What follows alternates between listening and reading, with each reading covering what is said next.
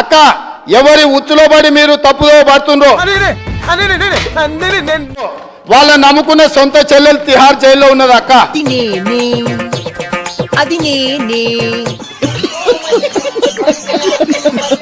సొంత చెల్లెలు తిహార్ జైల్లో ఉంది అధ్యక్ష. ఎందుకు మాస్టారు మాటమాటికి అడుగుతారు? నాకు మాత్రం ఎందుకు? సొంత చెల్లెల్ని తిహార్ జైల్లో పెట్టి ఢిల్లీకి వెళ్ళి పిండాన్ని పిల్లలకు పెట్ట ఈ రేంజ్ లో తింటున్నావే. మమ్మల్ని లోపలేకు మా చెల్లెలు కావాలంటే ఇంకో ఏడాది లోపల పెట్టని వేరే సారాలు చేసుకున్న నీచుల అధ్యక్ష వాళ్ళు.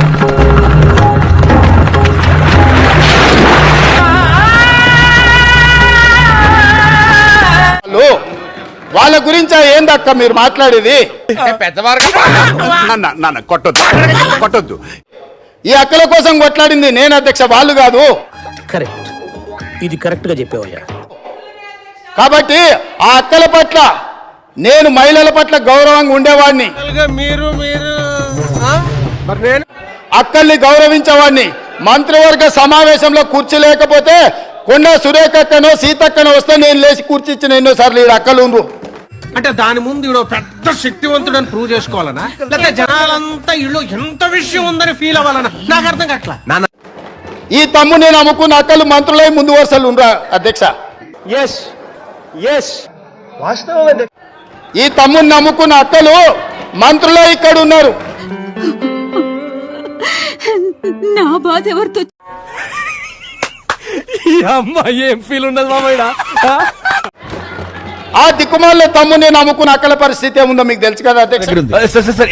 అది ఆ దిక్కుమాల తమ్ముని నమ్ముకున్న నేను చచ్చిపోతా నేను బతకను విషయం ఎక్కడ, ఎండిది ఎక్కడ, కత్తి ఎక్కడ, రైలు ఎక్కడరా?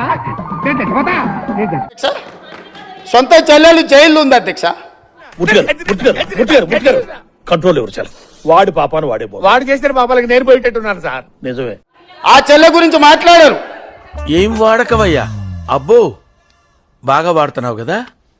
కానీ ఇవాళ రైతు రుణమాఫీని దెబ్బతీయడానికి, స్కిల్ యూనివర్సిటీ ఆలోచనను నిరుద్యోగ యువకులకు ఉపయోగపడకుండా అడ్డుకోవడానికి ఇవాళ మా మాదిగల సోదరుల ఆకాంక్ష నెరవేర్చడానికి ప్రయత్నం చేస్తే సభకు రారు అధ్యక్ష. ఇంట్రెస్ట్ లేదురా, మీకు మీరే కొట్టుకోండి. ఏంట్రా ఉట్రా? ఓ ఉట్టి. ఇంతకుముందు మా సభ్యుడు బాగా చెప్పిండు అధ్యక్ష, ఒకనాడు దళితుని ముఖ్యమంత్రిని చేస్తా అని మోసగించిండు. అనవసరంగా ఎదవనైపోయానన్న. మరి అదే నా ఎదవతనంతో పోల్చుకుంటే నీ ఎదవతనం ఒక ఎదవతనం అంటారా? వచ్చిన టైం బాలేదు, వెళ్దాం. ఉప ముఖ్యమంత్రి ఇచ్చి బర్తరఫ్ చేసిండు. నా దందా అంతా ఇది వ్యాపారం.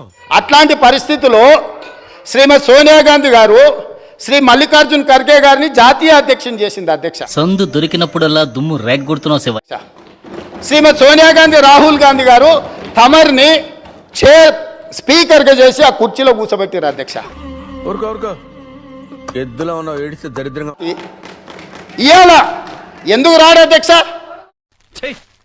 ఎంత పిరికి సన్నాసులు సీమలు ఎలాగరా పుట్టారు? మిమ్మల్ని సోనియా గాంధీ గారు, మల్లికార్జున్ ఖర్గే గారు, రాహుల్ గాంధీ గారు స్పీకర్ చేసి అధ్యక్ష స్థానంలో కూర్చోబెడితే మీరు అక్కడ కూర్చుంటే అక్కడ కింద కూర్చోవాల్సి వస్తుందని మీ ముందల కింద కూర్చోకూడదు అని ఇవాళ సభకు వస్తలేడు అధ్యక్ష. కరెక్టే కదమ్మా.